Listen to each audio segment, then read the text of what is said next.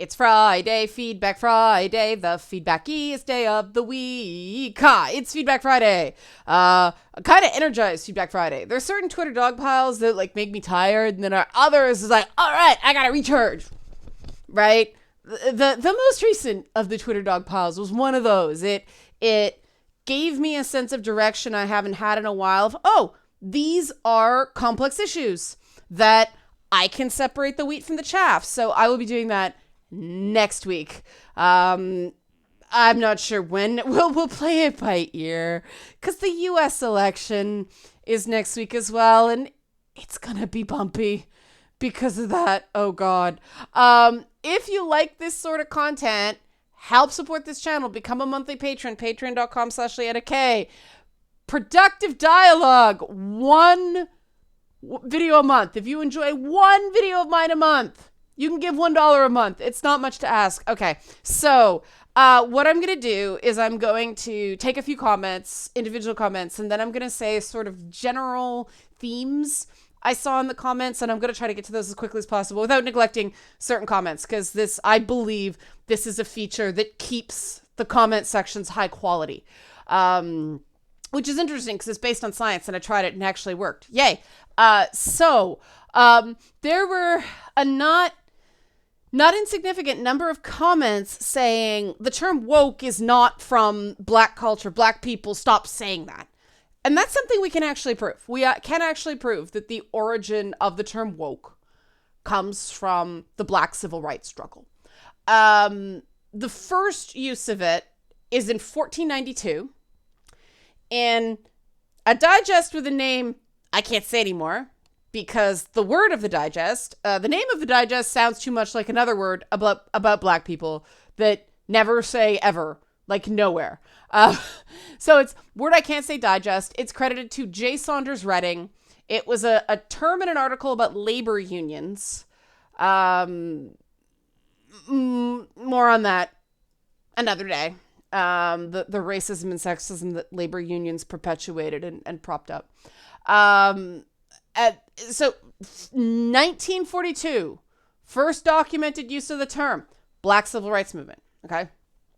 Black person wrote the article. In 1962, another article was written again about Black civil rights, using the term woke. 1962 in the New York Times. Okay. And then there's sort of the quote on the issue. Doesn't actually use the term, but references it. The June 14th, 1965 speech that Martin Luther King Jr. gave at Oberlin College. This is abridged, so there's bits missing, but this is the idea. There is nothing more tragic than to sleep through a revolution. The wind of change is blowing, and we see in our day and our age a significant development. The great challenge facing every individual graduating today is to remain awake through this social revolution. And I think that's a quote that is just as applicable today as it was back then. Because everything is so overwhelming and so loud and so mean at times, there is this urge to just go numb, to just zombify, to say, tell me what you want me to say, I'll say it. Tell me what you want me to do, and I'll do it. I don't want to be picked on anymore. That is a universality of the human condition in trying times. And boy, are these times trying. Like legit, nobody can say these aren't tough times for everybody in some way, but they're tougher for others for obvious reasons, right? Like if you're not sure how you're going to pay your bills because your job was cut due to COVID or you got sick and couldn't work, obviously that's a bigger problem than somebody who's just feeling kind of socially isolated and can't go out and party. It's not that social isolation isn't a problem. It's a matter of perspective. And this is the issue plaguing a lot of causes right now. I mean, you know, the whole racial inequality issue is having a moment, and part of that is just because there's organization, there's clear issues that can be debated, there's things that the majority, a meaningful majority believe, okay, some change needs to happen, there are things that must be corrected here. The debate is how to correct that. That's when things can possibly move. Now, unfortunately, whenever we have moments like this where one particular group is having a moment, other groups start screaming at the top of their lungs because they, for various reasons, can't share, can't give other groups a turn. And I'm going to say something that's a bit of a hot take right now. There are certain issues. Some of them are very important. Some of them are less important. But the thing chaining them together is that the discourse in these spheres is driven primarily by white activists on the left.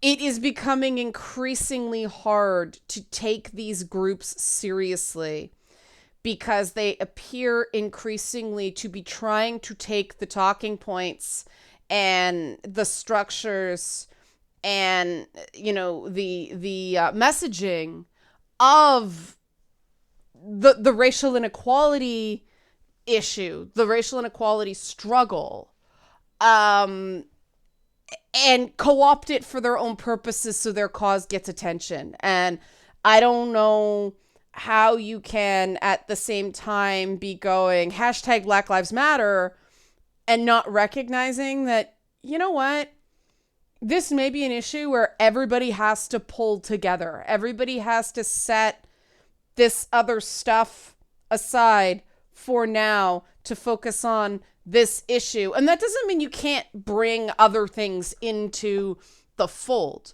right? Like, you can point out that when we talk about, you know, trans misogynistic killings, murders, the victims tend to be not just trans women, but also Black or Latina.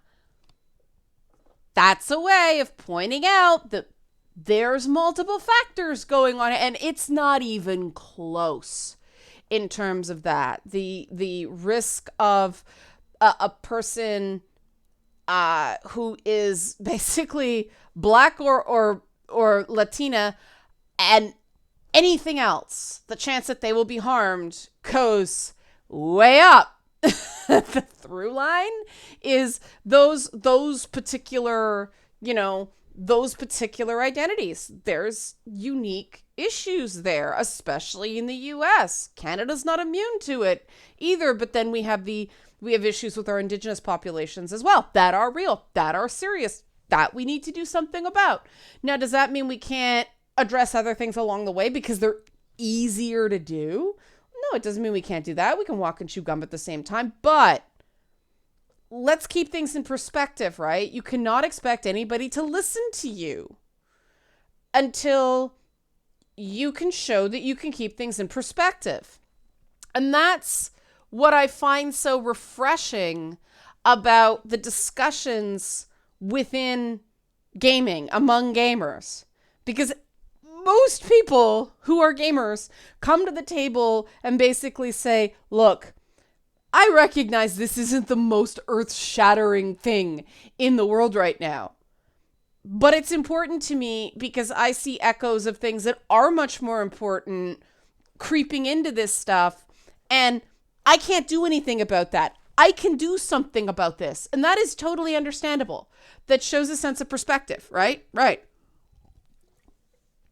Now, does this mean every person who uses the term woke unironically is a racist? No.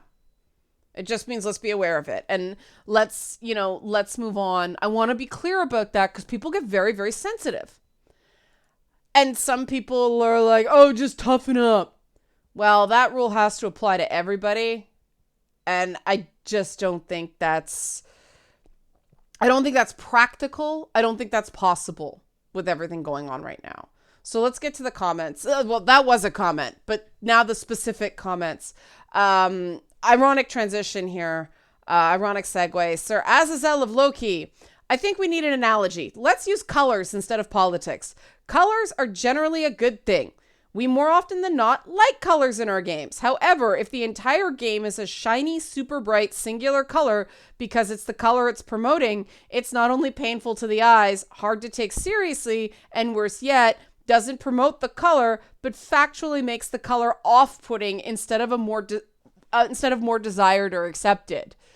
It's a very interesting analogy. I'm just going to leave that there because it kind of speaks for itself.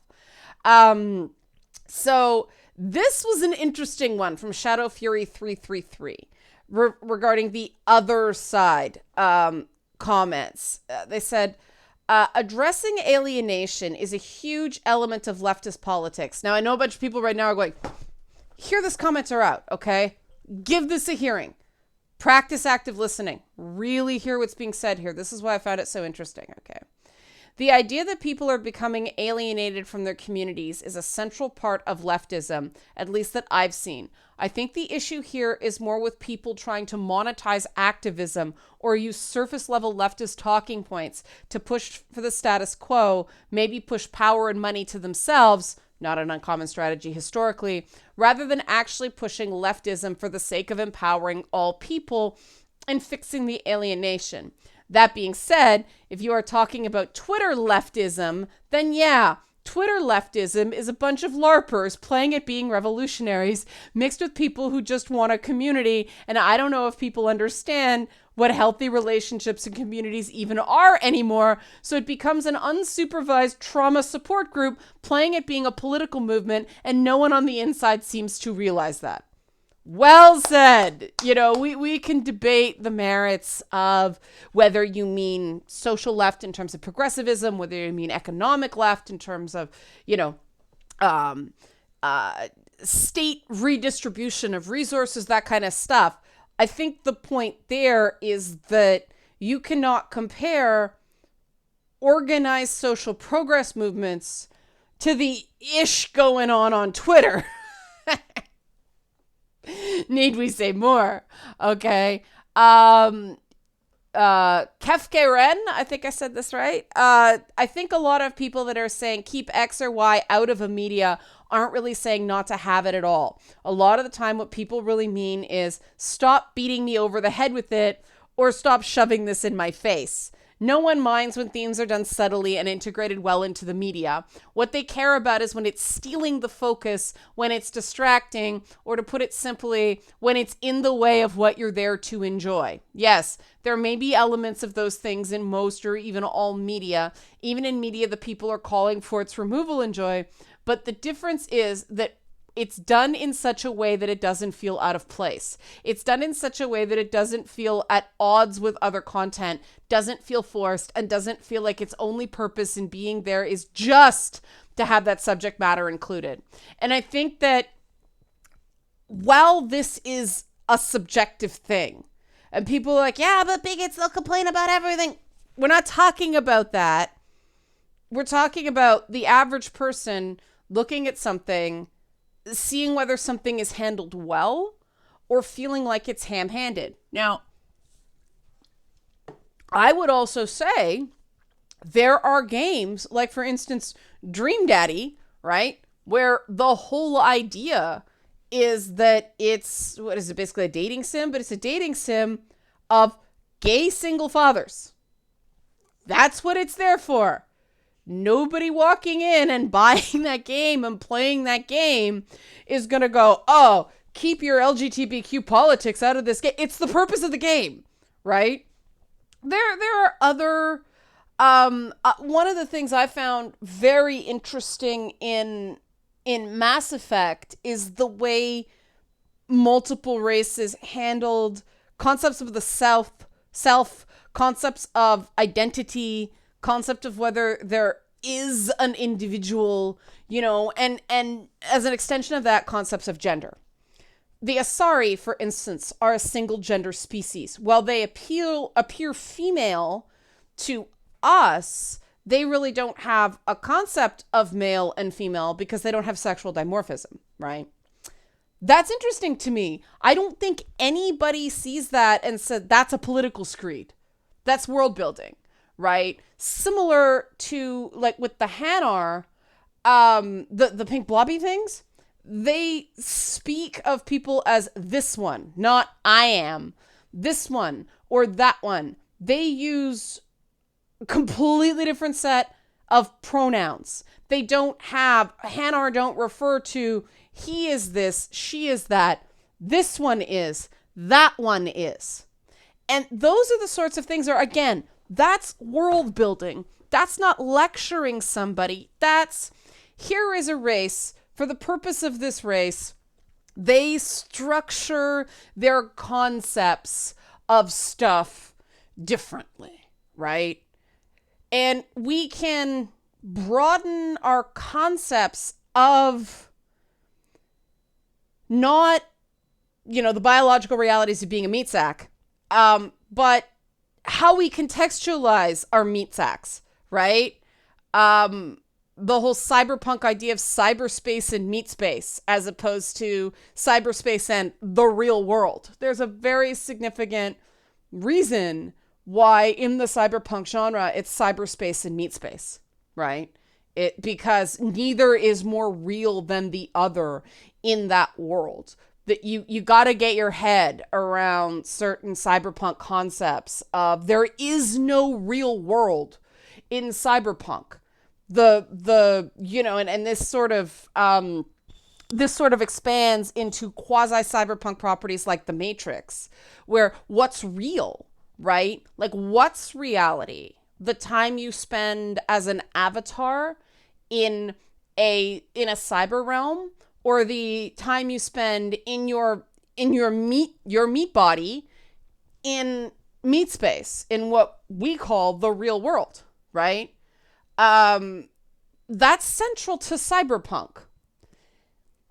And I mean, maybe, and some people are never going to be convinced, but I think something of a failing on the part of the media was in the lead up to the cyberpunk game. They didn't spend enough time going, this is what the cyberpunk genre is. So if, certain issues that have cropped up around a game, around Cyberpunk 2077 seem absurd to people who are familiar with the cyberpunk genre. They are equivalent to someone writing this hot take op-ed in how ridiculous Dragon Age is because everybody knows elves aren't real. And I couldn't suspend my disbelief because elves aren't real. And this whole idea that elves exist in something, that's not real. That doesn't represent my reality. All those monsters in The Witcher, I can never have a monster like that. There's no neckers in the real world. This isn't relevant. Like, this sounds absurd, right?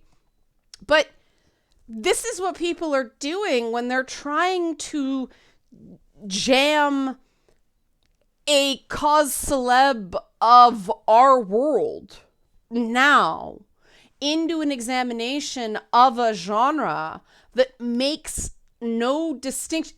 There is no distinction by default in cyberpunk between an augmented or cyber reality where you can have any adornments, attachments, augmentations, or transplants that you want, and meat space. And I think that there's a fundamental breakdown in understanding regarding that, because people are walking around with a lot of sensitivities and a lot of baggage, and they're smacking that in the face. They're beating people over the head of it, as Kefke Ren said, in a place that's not fair. That's not fair to the artistic property. That's not fair to the artists and the creators who make this game. To shoehorn a paradigm into the discussion that the genre that this game is involved with actively rejects. Like, it's the werewolf cookbook phenomenon, right? That I keep talking about. This is a cookbook, but I like werewolves. There are no werewolves in this cookbook. 1 star. And I do think that those articles should be written in the lead up to a game, so people can go into the game with a primer on the whole thing that's actually going to enhance their enjoyment of the game, as opposed to this happening post-launch where it's too late. I mean, all the pieces about historical samurai in feudal Japan were very interesting when Ghost of Tsushima came out, but Ghost of Tsushima was not intending to be historically accurate. It was the game based on the Kurosawa movies, right? So again, very interesting. Not totally applicable, but that's fine. Anything that can jam history into people's heads, I'm good with, right?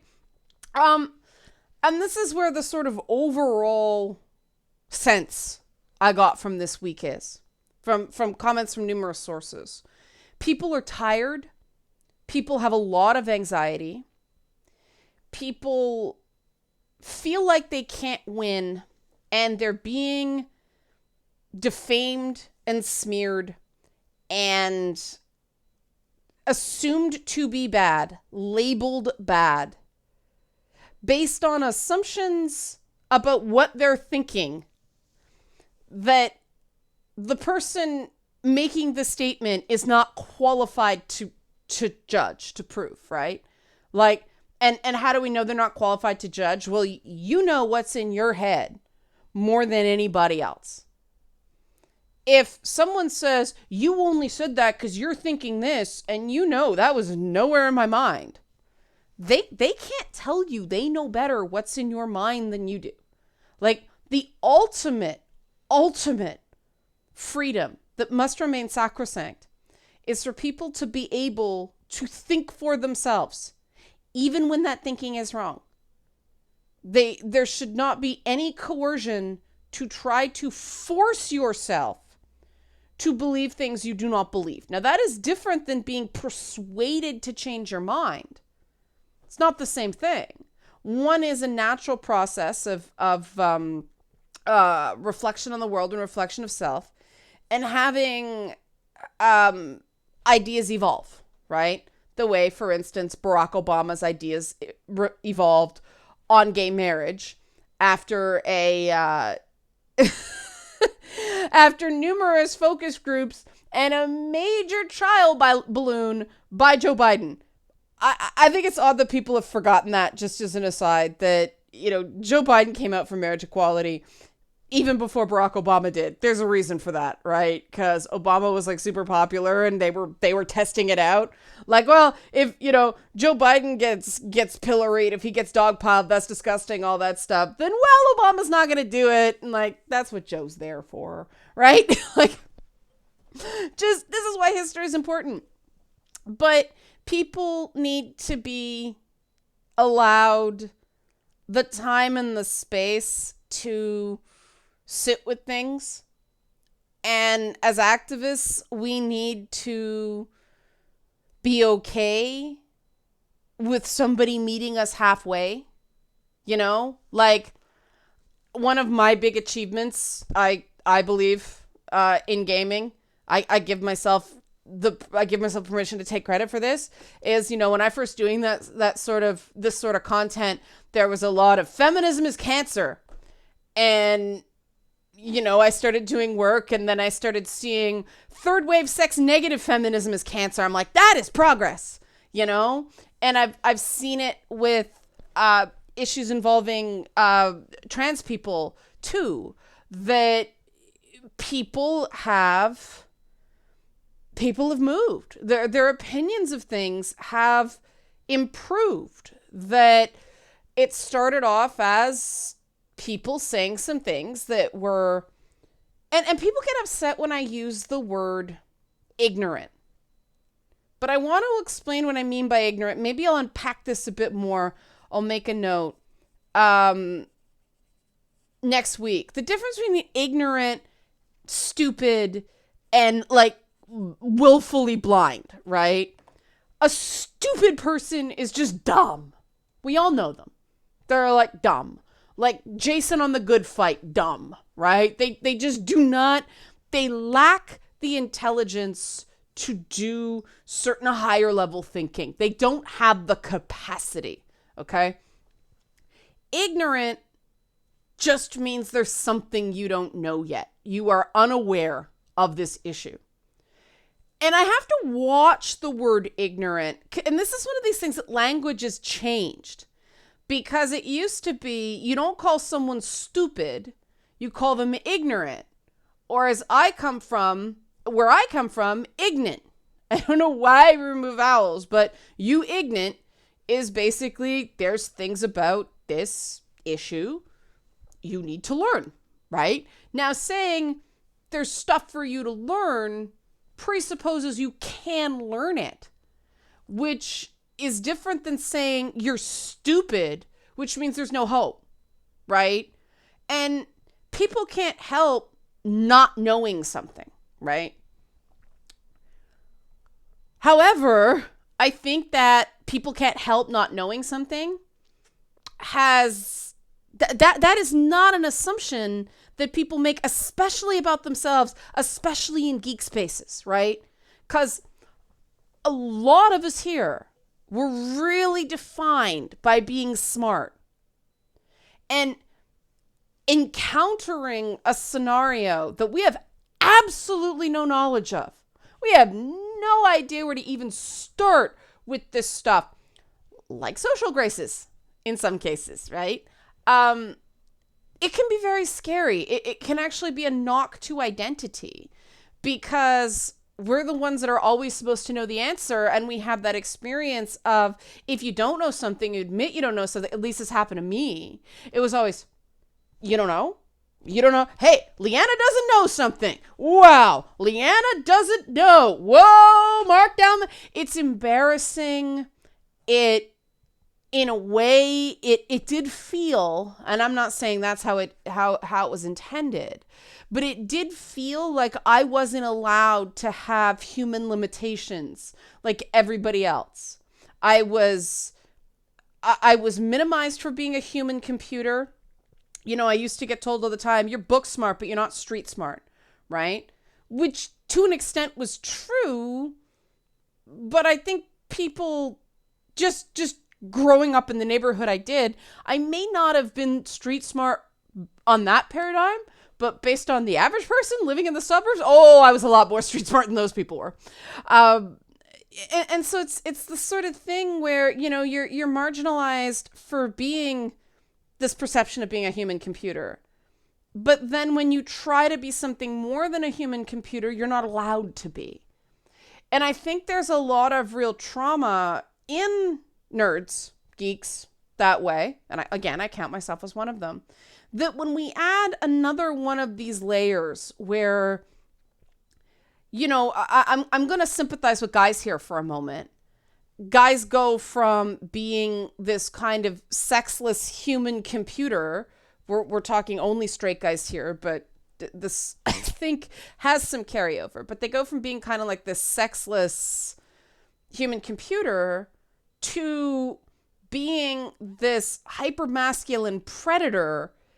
And I could see how a guy is like, wait, well, hold up. This just totally changed on me. Why didn't I get a little bit of a happy medium? Like, how did I just leap to the other extreme?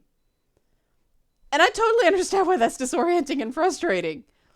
And see, this is a point where I'm not saying it so people will receive something I want to persuade them of. You guys don't know that. I educate. I don't attempt to sway anyone's opinion. Just consider this. If you stop and consider something, that is enough for me. You don't need to change your mind. Because that's got to be your choice, right? But I understand that people are more likely to give something a hearing if I seem to at least be attempting to see things from their frame of view as well. So that's what we'll close right now. Hopefully you like this content. Help support this channel. Become a monthly patron. Patreon.com/LanaK. Thanks for watching.